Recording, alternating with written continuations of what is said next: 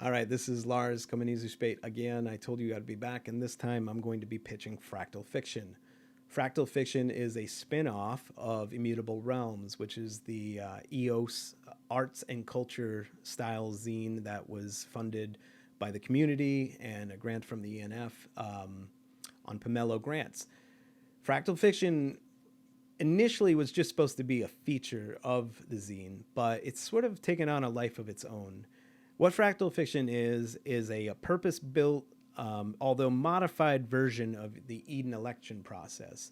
So we start with the foundations of a story, broken up into small delegations like plot, setting, and characters, conflict. And everyone in those groups reaches consensus and then moves along to the second round, which is the outline. And that's where the story is outlined there. And from there, the election happens, and we end up with what we would call in Eden a chief delegate. But in this case, it's the writer. And the writer is aided by an advisor and an editor. And I'm very happy to say that the first successful international example of a fractal fiction project will be included in the first issue of Immutable Realms out at the end of October.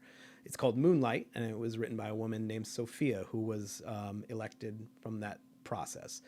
It got me thinking about how accessible and honestly probably low-hanging fruit this would be for some of the infrastructure that's already in place. I mean, we already have, a lot of the website technology and Web3 sort of interface with EOS, the blockchain, through Eden. And then I keep a close eye on a lot of the public goods that are being built through ENF grants and Pomelo. So I think this would be something that would really, really bring a lot of creatives that may not be lured so much by the technology or the governance philosophies of EOS, but just the capabilities, the creativity that could be harnessed with groups.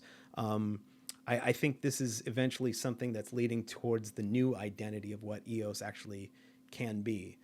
Community building and ways to give creatives, whether it be devs, artists, or writers, the platform to make something special. And it's very well documented. We have a white paper, which I will include with this pitch.